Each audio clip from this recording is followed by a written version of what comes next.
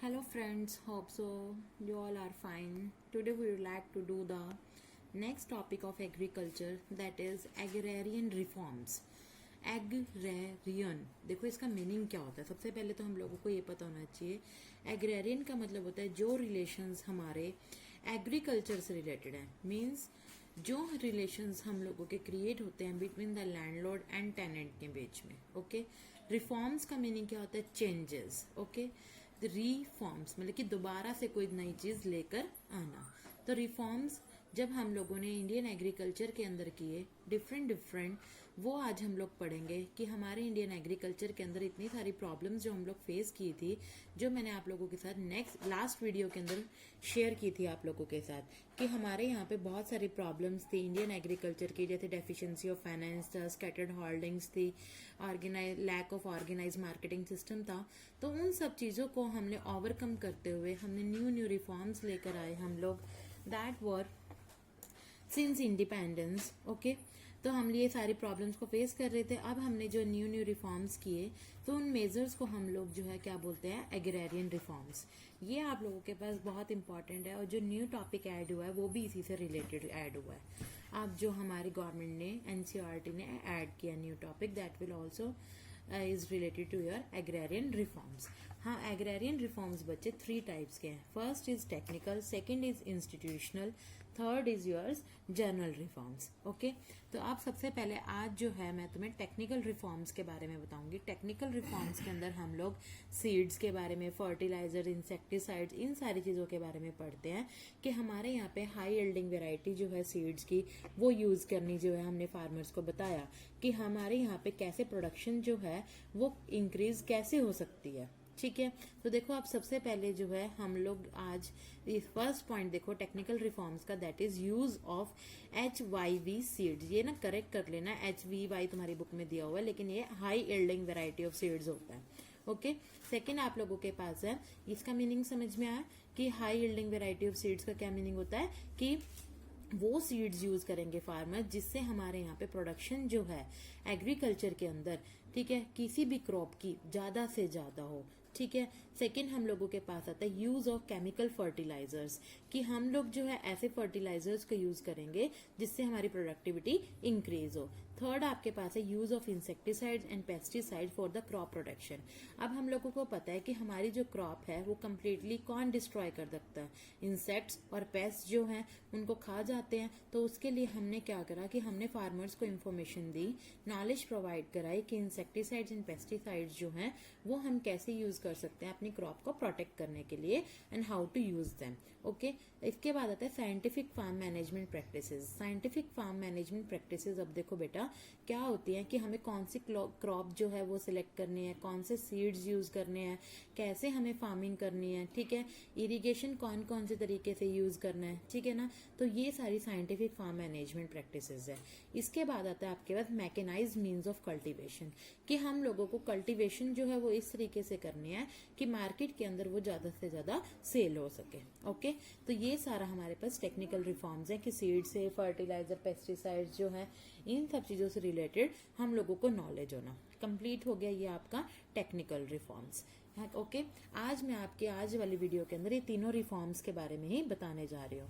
अब देखो इसके बारे में ब्रीफ डिस्क्रिप्शन जो है आपकी बुक के अंदर गिवन है कि high yielding variety of seeds का, इसके अंदर कंप्लीट डिस्क्रिप्शन है कि हम लोगों ने मेज, ज्वार, बाजरा, कॉटन, इन सब चीजों के लिए हमारे यहाँ पे कन्वेंशनल आउटलुक कैसे चेंज हुआ. इसके बाद आपके पास chemical fertilisers, then insects and pesticides, then हम लोगों के पास की preparation of the soil, selection of the quality, ठीक है, selection of the seed, use of fertilisers जो है वो हम लोगों ने इंडिया के अंदर कैसे स्टार्ट हुआ, इसके लिए डिफरेंट डिफरेंट प्रोग्राम्स जो थे साइंटिफिक फार्म मैनेजमेंट के अंदर स्टार्ट किए थे. That was a intensive agriculture area programme जो था वो इंट्रोड्यूस किया गया था. ये IRDP, मैंने तुम्हें पहले भी बताया कि इंटीग्रेटेड रूरल डेवलपमेंट प्रोग्राम जो था वो लॉन्च किया गया था किस चीज के लिए, ताकि हमारे यहाँ पे ग्रोथ हो सके, किसकी? एग्रीकल्चर की. ओके, इसके बाद आप लोगों के पास आता है mechanised means of cultivation. Mechanised means of cultivation, अब देखो क्या होता है. इसके अंदर कहते हैं कि हम लोगों ने बहुत सारे मीन्स यूज किए किस चीज के लिए, जैसे कि cooperative societies, small and marginal farmer agencies, regional rural banks, commercial banks है, तुमने पता होगा रीजनल रूरल बैंक्स के अंदर क्या नाबार्ड है, ठीक है। कमर्शियल बैंक्स जो है आजकल जो है जितने भी कमर्शियल बैंक है HDFC, ICICI, ये सारे क्या करते हैं, लोन प्रोवाइड कराते हैं किसको, एग्रीकल्चर, एग्री डिपार्टमेंट होते हैं इनके अंदर, ठीक है। तो ये सबको उनको लोन प्रोवाइड करा रहे हैं। तो ये क्या है, that is mechanised means of cultivation, कि स्मॉल फार्मर्स को जो है एग्रीकल्चर के लिए मशीन्स खरीदने के लिए एक चीप रेट पे क्रेडिट फैसिलिटीज अवेलेबल हो सके। तो ये हम लोगों का क्या था, टेक्निकल रिफॉर्म्स।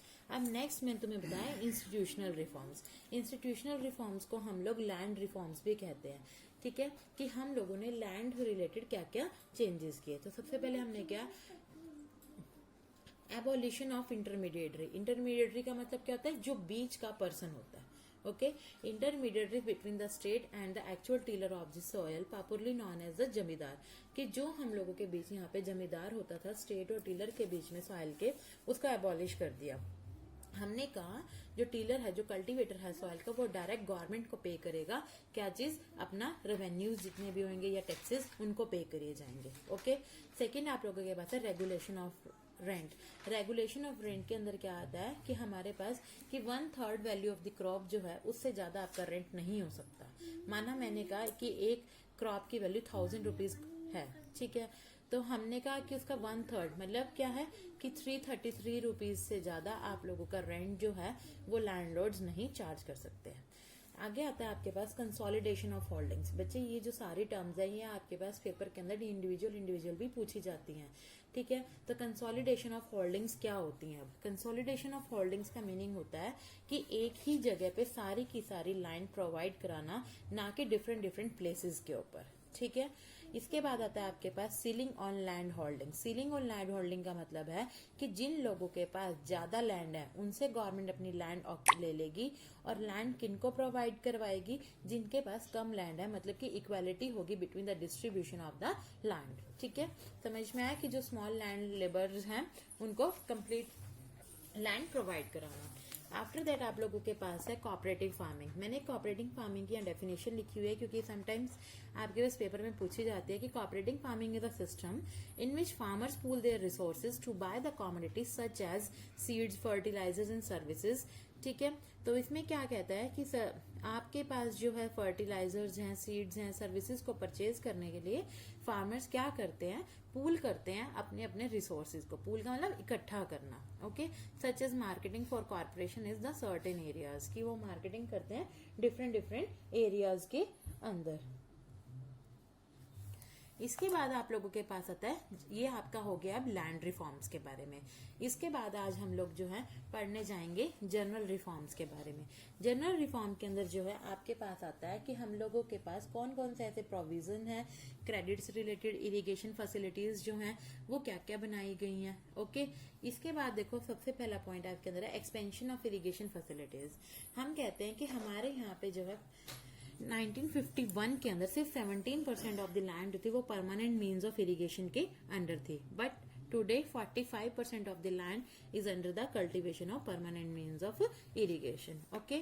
इसके बाद आता है आपके पास provision of credit. Provision of credit के अंदर क्या है कि फार्मर्स को, जितने भी एग्रीकल्चर डिपार्टमेंट के लोग होते हैं, एग्रीकल्चर से जो रिलेटेड लोग होते हैं, फार्मर्स होते हैं, उनको हमेशा लो रेट ऑफ इंटरेस्ट के ऊपर गवर्नमेंट जो है लोन प्रोवाइड कराती है, चाहे वो कमर्शियल बैंक्स हो, चाहे वो रीजनल रूरल बैंक्स हो, ठीक है।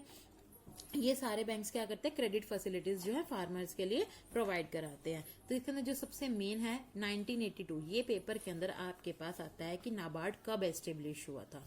1982 के अंदर हुआ था, और इसकी फुल फॉर्म क्या है, national bank for agriculture and rural development. ये हर एक बच्चे को पता होना चाहिए, और ये किस चीज से रिलेटेड है, एग्रीकल्चर से रिलेटेड है, जो लोन प्रोवाइड करवाता है फार्मर्स को, ठीक है भाई।